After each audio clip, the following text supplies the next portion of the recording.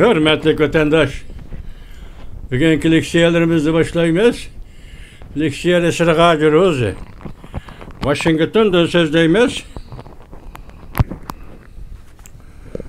Bugünkü islağa 2023 yıl 11. ayının 4. günü haftiga şembe vatandaş.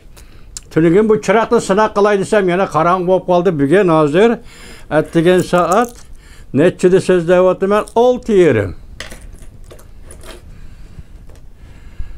Ya 7 yerimde sözdeyvatım ben keçirim. 7 yerimde. Sınav bakay. Ma çıraktan şuna dur. Olu düşemdi. Noyurgu düşemdi düşmemdi. Bugün sizlerge sözdeydiği leksiyemiz mındak vatandaş ya. 11. ayının 2. günü Amerika Qo'shma Shtatlarının prezidenti Joe Biden Aqsarayda Chili devletinin prezidenti Gabriel Borikni qabul qildi ve ko'rishdi, suhbatlashdi. Şu jarayonda prezident Joe Biden nima dedi deseniz mundaq bir og'iz gapni qildi. Matbuotlar ve torbetler bunu tasvirlaganda nima dedi? Cho'chush xarakterlik so'z dedi. Mesela Prezident Joe Biden Gabriel Borik bilan ko'rishganda shundoq dediki, kelar 2 yil va yoki 3 yil ichida dunyoda olamshumul o'zgarish bo'ladi. Balki bu o'zgarish keyingi dunyoning, ya'ni dunyoning istiqbolidan aytganda, keyingi dunyoning 50 yillik va yoki 60 yillik qisqasi yerim asrlik qiyofatini belgilaydi. Prezident Joe Biden bu o'zgarishning zada qandoq yuz berdiganligini va qaysi davlatga munosabatlik yuz berdiganligini va dunyoda yana qandoq voqealarga munosabatlik yuz berdiganligini oshkora bir nima demadi. Lekin obzorchi kullun nima deydi? O Twitter X'ga qo'ygan maqolasida desangiz, o'zgarishning qachon qandoq yuz berishini prezident Joe Biden nayti yaxshi biladi. Yaxshi biladi, yaxshi tushunadi. Bu o'zgarishning qachon yuz berishini hozir aytdi, 2 yil yoki 3 yil ichida dedi. Buni nayti yaxshi biladi.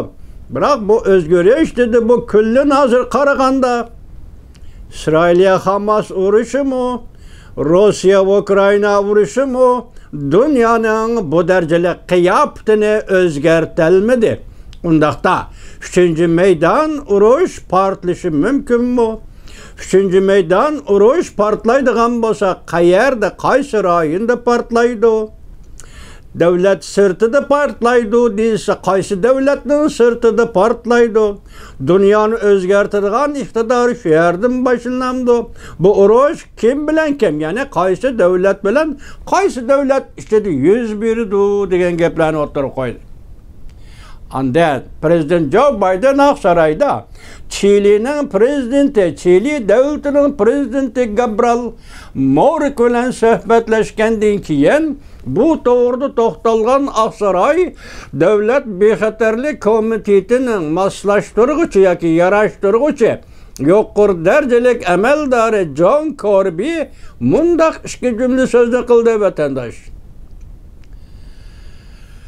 Navbatda dunyo savdo iqtisod ishlarida, masalan, ta'minlash liniyasida bu qatim bu 11 davlat, yani Latin Amerikasi qo'shilgan oldi yoki Amerika qit'asidagi 11 davlat hammasi Washingtonda Prezident Joe Biden qo'shilib yig'in ochdi. Bu yig'in 2 kun davomlashdi.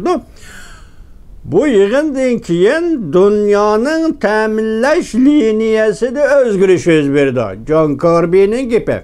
John Kirby dediki, dünyanın ta'minlash liniyasida o'zgarish yuz berganda yer shari ta'minlash liniyasi g'arbiy yarim sharga qaytib keladi.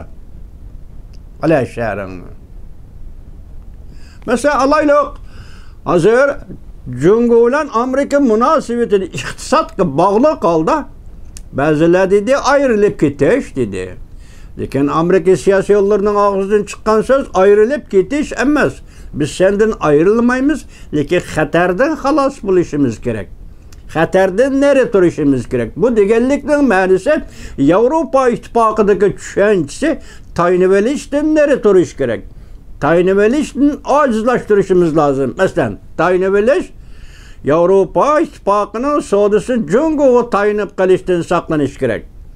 Amerika Qo'shma Shtatlarining siyosatchilari aytayotgan xatardan xalos bo'lish, xatardan ner turish. Bu siyosatning mazmuni mushu savdo setiq iqtisod ishlarida jungoga tayinib qilish va jungoga bog'lanib qilishdan xatar his qilish va bu xatardan ner turish kerak.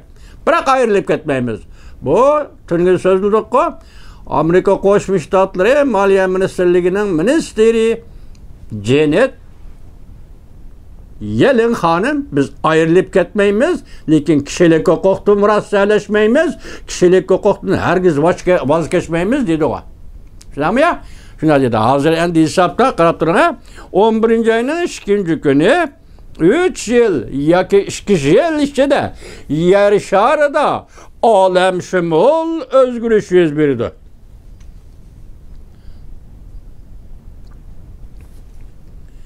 İkinci günü 3. günü 11. ayının 3. günü Cumhurbaşkanı Reis Xi Jinping tuyuqsizli Germaniyanın veziri Olaf Scholz bilen ekran söhbeti ötkazdi. Burun tayyorlik yok, işten avval tayyorlik yok, ya bu to'g'rida haber yok. Mesela iki devlet rehberi ekran söhbeti ötkazdi deydigan hech qanday haber yok. Tuyuqsizlar. Bunu işin hoşi olma. Cumhurbaşkanı Tashqi ishlar ministerligining bayonotchisi shundoq oshkorildi, shundoq xabar qildi. İkinci günü Prezident Joe Biden Aqsaroyda yuqorqi gapni qildi. 3.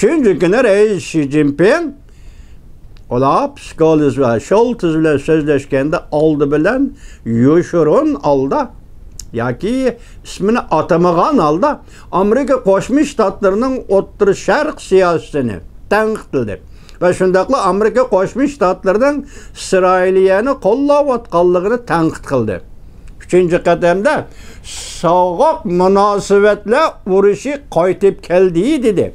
1. qadamda bazı devletler yana başka devletlerge besim işletip o devletlerinin bexatarlik makanını taraytib ettiği dedi. Demek bexatarlik makanını taraytib ettiği dedi. Şunun için rayon dairesini tokunuşta kelip çıktı dedi. Ve şunun için yani rayon dairesi tokunuş 101'di ve bu tokunuş her kandak şart şerait aslında kengayip ketidi degandek sözlerini kıldı vatandaş. Muşu sözden qarag'aningizda hazır biz aytyapmiz 11 ay San Fransisko Asiya Tinch okeani iqtisodiy hamkorlik yig'ini Amerika Qo'shma Shtatlari taraf allaqachon tayyorlanib bo'ldi. Teklif qilib bo'ldi. Cumhurbaşkanı Reis Xi Jinpingning bu yig'inga kelib qatnashishini va suhbat o'tkazish to'g'risida teklif berildi. Biroq Cumhurbaşkanı tarafdan hozirgacha Reis Xi Jinping manchinchi ayning manchinchi kunidan manchinchi kunigacha San Fransisko yig'iniga qatnashdi deydigan uchoq anlatma yok, bildirish yok, xabar yok. Hazırga çekiniyotidir.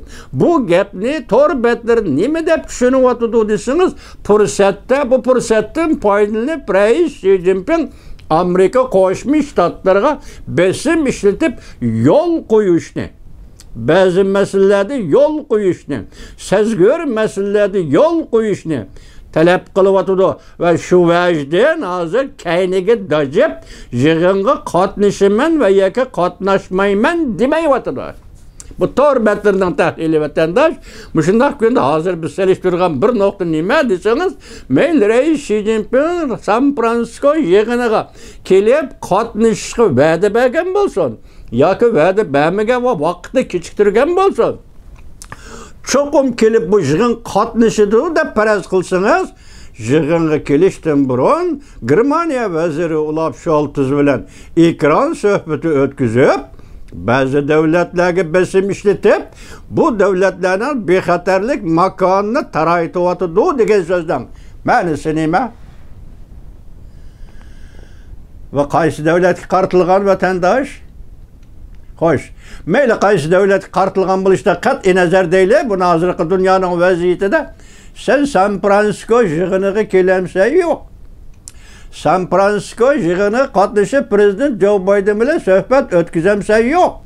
Bu mesele hazır Cungo Kompartiyasının rəhbər reis Xi Jinping'in aldığı turğanda ya şu iş hazır 101 iş ihtimalı emasdan. Yığınga keliş ve söhbet elip beriş ihtimallığı turgan ahvalasa da bazı devletlerge besim işletip onun bexatarlik makanını taraytıvatıdı degan sözde. Hazırlık günde yığın eçilişten burun, yığın qatnıştan burun. Muşundaq bir günde aşınaq sözde qilish. Diplomatiya. Sahası da. Bu doğruda bizden çoğunqur bilimimiz yok. Evet, bir devletinin rəhbəri, mesela Amerika Qoşmuş Ştatlarının rəhbəri Prezident Joe Biden bilen görüşüdüğün bir peytde bizgi besim işletip, yoki başqalarga besim işletip, ularning bexatarlik, başqa devletlerinin bexatarlik makanını taraytish degan sözning ma'nosi nima? Boşlandan qaraganda hazır o'tirliqda tunigillar deyli. Tayvan boğuzuyan Amerika Qoşmuş Ştatlarının bir tane harbiy parxotu ile Kanada'nın bir tane harbiy parxotu öttü. Hazır haberlerde hatta Kanada'nın aeroplanıga raket adamda bir neme çıkargandak. Bu toluq görünmeden bu haberini izlep tepep qayta cevap vereysiz vatandaş. Muşundaq vaziyetini ciddileştirip San Francisco'ga yığın kelishdan maksat birincisi söhbet jarayonidagi özünün ordunu, üstelde olturuş ordunun derecesi yukarı götürüş. İkincisi, Cungo'nun hazırki ichki vaziyetiga qarta nisbeten aytganda men Amerika Qo'shma Shtatlari bilan mana mushundaq tirkashdim. Amerika Qo'shma Shtatlarga mushundaq qattiq maydon, qattiq pozitsiya qo'llandim. Bu Cungo'daki cemaat fikriyaliki ongsiz milletçiler guruhi. Ongsiz Xitoy milletçileri guruhiga mushundaq signal berish. Üçüllük kayniga dajivelip yana o'ttiruq qo'yayotgan shartlar, masalan, qaysi masalada fan texnika sohasi, kishilik huquq masalasi, Tayvan masalasi bular oshkora qo'yildigan bo'ldi-ku yana o'ttirda vatandosh. Bu qatimqi suhbatda shundaq kishilik huquq masalasi anda strategik aloqa munosabatlarni o'rnatish masalasi degandek mushu masalalarning hammasi bu qatim Jungo bilan Amerika o'tirishida o'tkazilgan suhbatda o'tirib qo'yilgan masala ekan. Sen zodi mushundaq dajivelib men yig'inga boraman deb bu vaqtni e'lon qilmay yo'l qo'yishni, Amerikaning yo'l qo'yishini talab qilgan masalalar zodi nima? Biz bunun ichida ehtiyotchanlik bilan shundoq tunugun erishdik. Masalan, Moliya ministri Janet Yellen dedi, biz kishilik huquqni murassa qilmaymiz dedi. Shuningdan xabar va uchur yetib keldiki, bu qatim Jungo Kompartiyasining rais sekretari Reis Xi Jinping Kaliforniya San Francisco'da suhbat o'tkazganda sen menga kishilik huquqni yo'l qo'ysan degan gapni qila olmaydi. Chunki Minister Janet Yellen nim dedi, kishilik huquqni biz bu masala bo'yicha biz Jungo bilan murassalashmaymiz. Demak, yig'in ochilishdan burun bu gap o'rtaga chiqib qoldi. Jungo Kompartiyasi bu maqsadga yetolmaydi degan. Masalan, kishilik huquq masalasida biz Jungo'dan ayrilib ketmaymiz. Birinchi so'zimiz, ikkinchi so'zimiz kishilik huquq masalasida biz Jungo bilan murassa qilishmaymiz. Murassa qilishmaymiz dedi. Andan ular psikologga so'zlagan so'z vaqtida yana nima dedi? Reis Xi Jinping Amerikani yoshirin tanqid qildi. Mundaq dedi: boshqa davlatlarga besim ishiltib, uning yana bu davlatning bexatarlik makonini taraytish. Bir taraflama qo'llab, yana bir tarafning odil talablariga sal qarash. Rayonlar orasida muvozanatni buzdi. To'qinish keltirib chiqirdi va to'qinish kengayib ketdi. Xi Jinping mushqatimqi ekran suhbatida Germaniya vaziri Olaf Scholz bilan elib berilgan söhbeti degeni nimede ko'rsatma bergandek mandaq dedi. Hozir xalqaro vaziyat zo'r o'zgarish yuz beryapti. Raylararo to'qinish keskinlashib ketdi. Soğuk münasebetler uğraşı devri hozir dunyoga qaytib keldi. Bu yerda bu söz qandaq İsrail Hamas yoki Olaf Scholzning vaziyat to'g'risidagi fikri bilan selishtirib u gap faqat buningda istisno. Vatandosh, hozir Xi Jinping yig'in kelishdan burun bu so'zlarning hammasini dartmalab Amerika Qo'shma Shtatlariga yetkazib Bu yerda bir tarafni qo'llab, masalan, Amerika Qo'shma Shtatlari İsrailiyani qo'llab degan bu tor ma'nodagi masalalar emas. Hozir bir tarafni qo'llab, masalan, Tayvanni qo'llab, masalan, Uyg'uriston kishilik huquqni qo'llab, Shanghai, Tibet va Hong Kongni qo'llab. Ularning gapini rost qilib, bir hisobda ularning gapini rost qilib, jungoga bosim ishiltyapti. Gapning ikkinchi xil shakli esa qoida bo'yicha mushunda qo'yilish kerak. Oshkora qo'yilmaydi, mumkin emas vatandosh. Biriga dartınlab turib, xuddi men qizim sana aytay, keldim sen angla degandek. Mesela ben Olaf Scholz'ga so'zlayapman. Amerika Qo'shma Shtatlari sen angla. Biz San Fransiskoda suhbatga o'tiramiz. Bir tarafga bosim ishiltib, masalan, jungoga bosim ishiltib, Tayvanga yordam berdigan ishlar qilman. Bu mumkinmi vatandosh?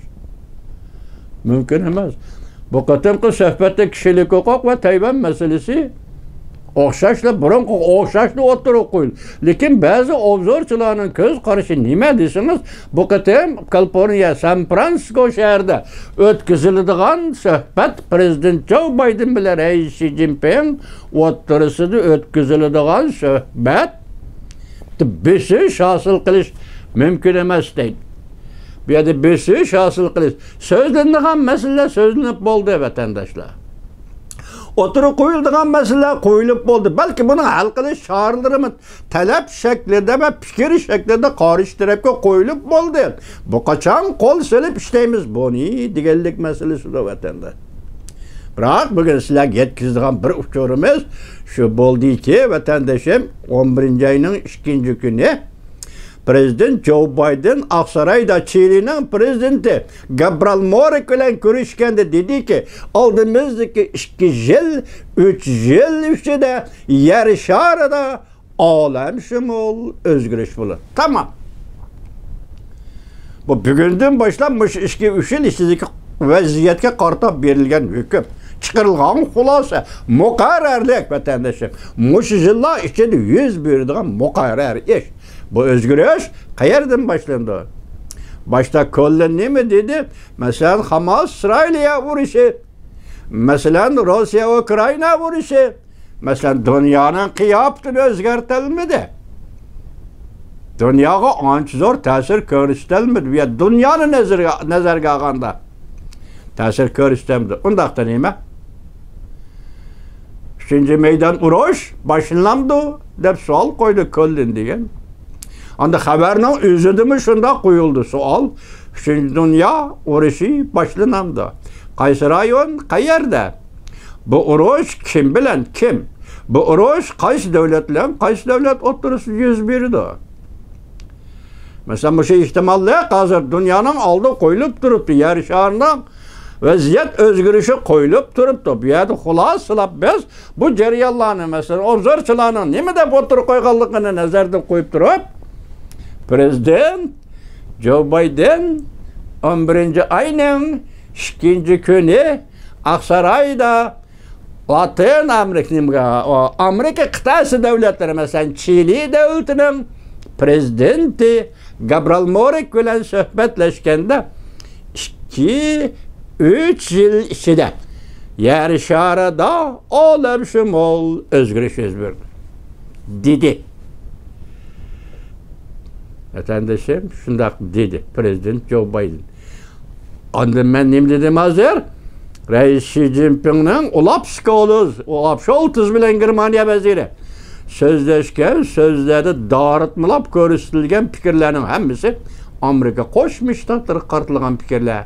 Desangiz, xo'sh siz hozir Kaliforniya kelish San Fransiskoga yig'inga qatnashish qatnashsiz mushundaq ahvolda bir davlatning rahbari ikkinchi bir davlat bilan ko'rishadigan shunday bir paytda mushu gapni qilishning diplomatiya sohasidagi zaruriyati nima? Junanxay Jungo Kompartiyasi